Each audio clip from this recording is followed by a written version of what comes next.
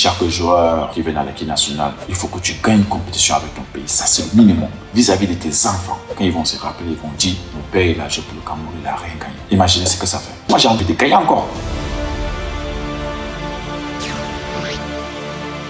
Toi, quand tu arrives à 18 ans en équipe nationale, on te présente comme le successeur de Samuel Eto'o. Moi, en fait, ce qui me fait beaucoup rigoler, tu ne peux pas venir en tant que successeur d'une personne, tu viens pour écrire ton histoire. C'est ça que moi j'avais en tête. Les gens doivent se souvenir de moi. Les gens, ils m'ont présenté comme ils m'ont présenté. Je suis parti à Valence, ils m'ont dit c'est le futur Roger Mila. Le plus important, c'est que l'homme même, il ressent ce que l'homme même veut faire.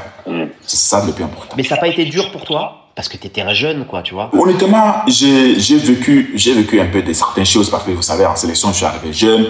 Je sais pas que je n'avais pas les qualités pour jouer, mais bon, vous savez, il y avait Eto'o qui jouait devant. Mais j'ai commencé à réellement jouer à l'équipe nationale, je pense, à partir de 2015.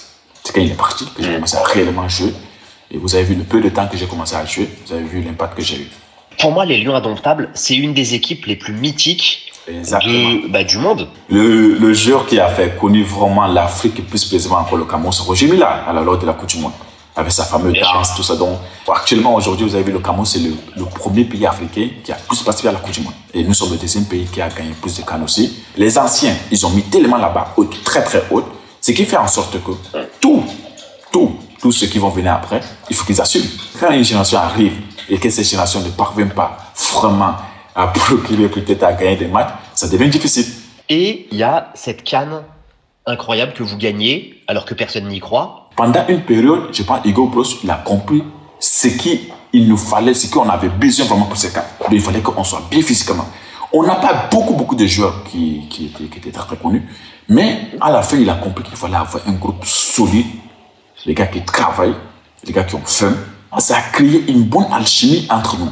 Et on était conscient à une période qu'on pouvait, c'est pas qu'on pouvait, on allait gagner la CAN. Oui, quand on est passé la phase de poule, on joue le quart de finale contre le Sénégal, où on gagne le Sénégal au tir au but. Et puis on joue contre Ghana, on gagne Ghana en demi-finale. Après, on joue contre l'Égypte en finale. Ouais. Je pense que tous les éléments étaient réunis pour que cela se déroule comme ça s'est déroulé. J'ai commencé la CAN un peu difficilement parce que le premier match, je n'ai pas joué parce que j'étais suspendu. J'ai fait le deuxième match, je suis titulaire. J'ai raté un but, après on me fait sortir. Et puis dès lors, le coach il a opté pour me mettre remplaçant. C'était un peu compliqué, mais j'ai compris que bon, le groupe était plus important. Mais chaque fois, quand il me faisait entrer, j'étais un peu décisif. C'est moi qui marque le but, les qualifications pour les demi-finales. En demi-finale, c'est moi qui donne la passe décisive à Bassego. Et moi, j'ai dit à mon coéquipier, Jake Clinton, j'ai dit à la demi-finale, j'ai dit la finale, moi je vais marquer. On va gagner la CAN. C'est pourquoi la CAN m'a beaucoup marqué. Parce qu'au Cameroun, déjà, à cette période, il y avait la guerre au Cameroun. Le fait qu'on gagne la CAN, ça transmet tellement de la joie. Ça guérit beaucoup de gens. Même moi, je pense simplement quand il était gravement malade, quand il était là à la finale, jusqu'aujourd'hui, c'est ça, nickel. Donc, ce qui prouve que tu vois une victoire, oui, je vous assure, une victoire, comment ça peut procurer tellement de la joie à une personne que la personne peut oublier ses soucis. Donc, ça a redonné encore la paix au Cameroun. Et grâce à une victoire, vous imaginez? Le foot a quand même une force incroyable. Exactement. Parce que le foot, normalement, c'est exactement, parce qu'au Cameroun, le football au milieu, c'est au centre de tout. Donc, ce qui fait en sorte que quand il y a la victoire, il y a la paix qui revient. Quand il n'y a pas la victoire, vous savez comment ça se passe. Donc, moi, je dis Dieu merci que la paix est revenue au Cameroun grâce à ces... Et ça te met pas trop de pression, ça, en tant que simple joueur de foot? Non, voilà, moi, je n'ai jamais eu de pression dans le foot. Honnêtement, je n'ai jamais senti que je vais jouer un match, j'ai senti des pressions. La Coupe du Monde, c'est... Déjà, vous avez vu les scénarios, comment on s'est qualifié pour la Coupe du Monde. Incroyable. Il y a des gens qui vous en veulent encore. Bon, tu sais que Karl Toko Ekambi, s'il met un jour un pied en Algérie... C'est comme ça qu'il faut marquer les esprits. Raconte-moi déjà cette qualification, c'était incroyable. La qualification, je pense que... Déjà là, on perd 1-0 à Douala. Bon, les Algériens, ils étaient tellement contents qu'ils sont déjà qualifiés, tout ça. Mais, quand on arrive après le match...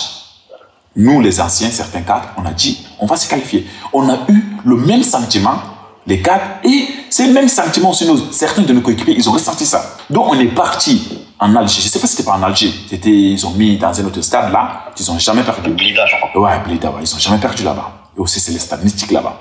Nous, on était tellement relax, on était convaincus qu'on allait se qualifier. Mais vous avez vu au final, Karl nous met un but à la dernière minute.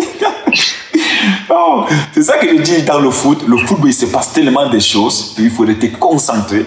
On dit pas 90 minutes, il faut me prolonger dans ta tête. Je dis 80, peut-être 105 minutes. Parce qu'il peut se passer tellement de choses à une fraction de seconde. Alors raconte-moi comment c'est possible de vous qualifier avec une telle osmose et puis finalement vous arrivez, l'ambiance elle est un peu compliquée dans la tanière, ou c'est compliqué. Vous savez, ce sont les gens qui compliquent les choses. On parle de la Coupe du Monde, déjà là ils ont opté de me mettre au banc. Déjà parce qu'ils voulaient partir avec des nouvelles idées, je sais pas quoi. Et le coach il m'a appelé, parce qu'il y a les coachs, il y a certains qui m'ont appelé, ils m'ont dit, oui toi après la Coupe du Monde, tu vas arrêter, les trucs comme ça, ils vont. Donc ils avaient déjà une idée claire de ce qu'ils voulaient faire. Bon, moi, je suis resté tranquille. Je suis resté tranquille. J'ai dit, déjà, l'équipe nationale, c'est pas ma maison. Je suis de passage à l'équipe nationale. Ce qui fait en sorte qu'un jour, je suis appelé à laisser l'équipe nationale. Donc, pour moi, c'est une réalité déjà intérieure qui est déjà fondée depuis mon premier jour que j'ai mis le pied là-bas. Donc, pour moi, le fait de laisser l'équipe nationale un jour, ça ne peut pas être une surprise pour moi. Même laisser le football, même laisser la vie, mourir, c'est une réalité. Tu ne veux pas fuir. Oui, il y a certaines choses que tu ne peux pas fuir ça. Et puis, c'est quand on parle de la Coupe du Monde, on joue d'abord le match amical contre Panama, là où tout commence. J'ai raté pas mal de buts, des trucs comme ça. Et puis, je suis il entre, il marque. Et les coachs Miné, le coach Hiro, ils m'appellent. Ils ont opté pour me mettre au banc. Ils vont faire choupeau, le truc comme ça, tout. Et puis bon, ils ont fait le premier, vous avez vu, contre la Suisse. Maintenant, tous les gens, ils vont me dire, ok, si Aboubakar avait commencé le match contre la Suisse, peut-être on pouvait se qualifier. Le deuxième match contre Serbie, et je me suis préparé. Et but d'anthologie pour toi. Je me suis beaucoup préparé parce que je savais que je devais avoir plus de temps de jeu. Et j'ai dit à mon petit Baïso que Olivier, j'ai dit, si on me donne plus de 15 minutes, moi je vais marquer. J'ai tellement étudié comment la défense serbe était. C'est là que j'ai compris. Bon, après, je suis parti, j'ai fait ma petite louche. J'ai marqué ces buts. Raconte-le-moi ce but parce qu'il va rester dans l'histoire de la Coupe du Monde quand même. Bon, ce sont des choses que je pense que tout footballeur qui est prêt aimerait vivre ce genre de choses. C'est ça que je dis, quand tu as une qualité, c'est Dieu qui t'a donné. Il est en toi. Ça ne peut pas partir. Donc, moi, quand je pars en profondeur, et je regarde d'abord le juge, je vois le juge se soulève par le drapeau. Quand j'ai fait mon premier contrôle, et je vois le mec, et je vois le défenseur était venu, il était en pleine vitesse en fait. Je ne pouvais pas avancer. Donc, j'ai fait un petit crochet, et le gardien, vous avez vu le gardien, c'est les grands détails.